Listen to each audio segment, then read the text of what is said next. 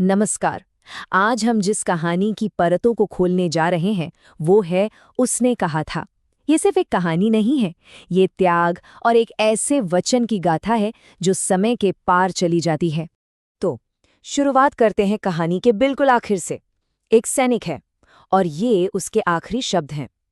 सुनने में तो ये बस एक वाक्य लगता है ना? पर असल में यही वो चाबी है जो प्यार, फर्ज और एक बहुत बड़े बलिदान की कहानी का ताला खोलेगी। चलिए अब चलते हैं उस जगह जहां ये सब हो रहा है। सोचिए, पहला विश्व युद्ध, फ्रांस की खाइयां, चारों तरफ कीचड़ ही कीचड़ और भयानक माहौल। यहीं पर सिख सैनिकों की एक टुकड़ी जंग की उस बेरहम हकीकत का सामना कर रही है। इन सैनिकों के लीडर हैं सूबेदार हजारा सिंह और जमादार लहना सिंह। और हालात ऐसे हैं जिनकी हम कल्पना भी नहीं कर सकते। ठंड इतनी कि जैसे लुधियाना से भी 10 गुना ज्यादा हो। बारिश और बर्फबारी रुकने का नाम ही नहीं ले रही। और कीचड़, वो तो कमर तक है। ऊपर से गोलों के धमाके ऐसे कि जमीन कांप उठती है। ऐसे में भला कोई और क्या सोचेगा सिवाय घर की उस थोड़ी सी गर्माहट के। लेकिन इतनी नाउमीदी के बावजूद एक चीज है जो इन्हें जोड़े हुए है, इनका भाईचारा। वो एक दूसरे को चुटकुले सुनाते हैं, गाने गाते हैं। मतलब उस अनजान पराई धरती पर उन्होंने अपने पंजाब का एक छोटा सा कोना जिंदा रखा हुआ है। अच्छा, अब कहानी में एक दिलचस्प मोड़ आता है। चलिए इन खाइयों को यहीं छोड़ते हैं और समय में 25 साल पीछे चलते हैं। जगह है अमृतसर की चहल पहल वाली गलियां, क्योंकि इस पूरी कहानी की जड़ें यहीं हैं। तो यहाँ एक दुकान पर एक 12 साल का लड़का लहना सिंह एक 8 साल की लड़की से मिलता है। पहली नज़र में तो ये एक आम सी मुलाकात लगती है ना? पर यकीन मानिए, यही वो छोटा सा बीज है जिससे आगे चलकर ये पूरी कहानी पनपेगी। तो करीब 1 महीने तक ये सिलसिला चलता रहा। लड़का जब भी उसे देखता बस एक ही सवाल पूछता, तेरी कुड़माई हो गई? और लड़की भी बड़े चुलबुले अंदाज में धत कहकर भाग जाती थी। पर फिर एक दिन सब बदल गया। लड़की का जवाब था, हाँ हो गई। बस इतना सुनना था कि उस छोटे से लड़के का दिल ही टूट गया। घर जाते हुए रास्ते में उसने अपना सारा गुस्सा, अपनी सारी तकलीफ, सब कुछ निकाल दी। चलिए अब वापस आते हैं आज में, उसी जंग के मैदान में। क्योंकि अब लहना सिंह का वो बचपन, वो अतीत, उसके आज के फर्ज से एक ऐसे मोड़ पर आकर जुड़ने वाला है जिसके बारे में किसी ने सोचा भी नहीं होगा। तो होता यह है कि एक सीनियर ऑफिसर आता है। उसके पास एक जर्मन खाई पर अचानक हमला करने का ऑर्डर है। वो सूबेदार से कहता है कि ज्यादातर सैनिकों को लेकर वो हमला करे और अपनी खाई की हिफाजत के लिए लहना सहित कुछ गिने चुने लोगों को पीछे छोड़ दे। अब यहीं पर लहना का माथा ठनकता है। क्यों? क्योंकि वो ऑफिसर उसे सिगरेट ऑफर करता है। अब देखिए, ये बहुत छोटी सी बात लग सकती है, पर लहना को पता था कि ये बिल्कुल गलत है। सिख तंबाकू को हाथ नहीं लगाते। बस शक होते ही लहना बहुत चालाकी से उस ऑफिसर से पुरानी बातें छिड़ता है ताकि सच का पता लगा सके। और एक एक करके पढ़ते खुलती हैं। ऑफिसर की उर्दू बिल्कुल किताबी, उसके बाल ऐसे कटे हुए जैसे किसी कैदी के हों। और फिर नीलगाय के शिकार की वो झूठी मनगढ़ंत कहानी। लहना का हर शक अब यकीन में बदल रहा था। और अब तस्वीर बिल्कुल साफ थी। ये ऑफिसर कोई और नहीं बल्कि भेस बदल कर आया एक जर्मन जासूस है।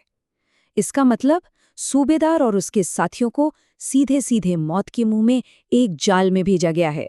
और उनकी अपनी खाई, उस पर भी हमला होने ही वाला है।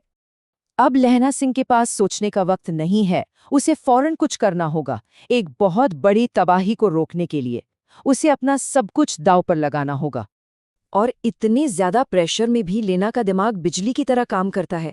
वो एक पल भी बर्बाद नहीं करता। पहला कदम, वजीर सिंह को दौड़ाता है सूबेदार को वापस बुलाने के लिए। दूसरा, उस जर्मन जासूस को काबू में करता है ठीक उस वक्त जब वो खाई को उड़ाने वाला था। और तीसरा, अपनी उस छोटी सी टुकड़ी को जर्मन हमले के लिए तैयार कर लेता है। अब जरा हालात देखिए।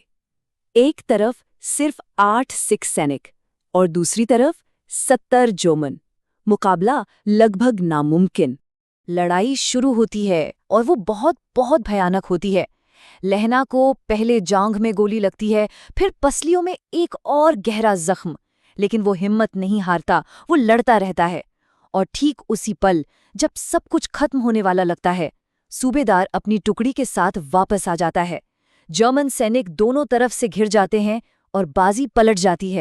लड़ाई तो जीत ली गई, लेकिन लहना की सांसें अब उखड़ रही हैं और इस आखिरी वक्त में उसका दिमाग एकदम शांत और साफ है। बस एक ही ख्याल, एक ही चीज पर टिका है, वो वादा जो उसने किया था। जब एम्बुलेंस आती है तो वो अपनी जगह लेने से साफ मना कर देता है। वो जिद करता है कि पहले घायल सूबेदार और उसके बीमार बेटे बोधा को ले जाया जाए। अपने जख्म कितने गहरे हैं ये वो किसी को पता नहीं लगने देता। उसके लिए अपना वादा अपनी जान से भी बढ़कर था। जाते जाते वो सूबेदार को उसकी पत्नी यानी सूबेदारिनी के लिए एक आखिरी पैगाम देता है, और यहीं इसी पल में वो अपने इस बेमिसाल बलिदान के पीछे की असली वजह का राज खोलता है। अपने आखिरी पलों में लहना की आंखों के सामने वो पूरी मुलाकात फिर से जिंदा हो जाती है। 25 साल बाद जब वो सूबेदार के घर गया तो उसने सूबेदारनी को पहचान लिया। वो कोई और नहीं बल्कि अमृतसर वाली वही लड़की थी, और उसी ने लहना से एक वचन मांगा था, उसके पति और बेटे की रक्षा करने का। ये सूबेदारनी की एक भीख थी, एक गुजारिश थी, और लहना सिंह ने आज अपनी जान देकर उस वचन को पूरा कर दिया है। सरकारी कागजों में, अखबारों में तो बस इतना ही लिखा गया, नंबर 77 सिख राइफल्स के जमादार लहना सिंह एक्शन में मिले घावों की वजह से शहीद हो गए, बस। लेकिन उसकी बहादुरी के पीछे की जो असली कहानी थी, एक अनकहे प्यार और निभाए गए वचन की कहानी, वो तो बस कुछ ही लोगों तक सिमट कर रह गई। तो ये कहानी हमें एक सवाल के साथ छोड़ जाती है, उस अनकहे प्यार और उस अटूट वफादारी की ताकत के बारे में सोचने पर मजबूर करती है। एक ऐसी ताकत जो न वक्त देखती है, न जंग और न ही मौत। तो फिर वो क्या चीज़ है जो एक वादे को हमेशा हमेशा के लिए अमर बना देती है?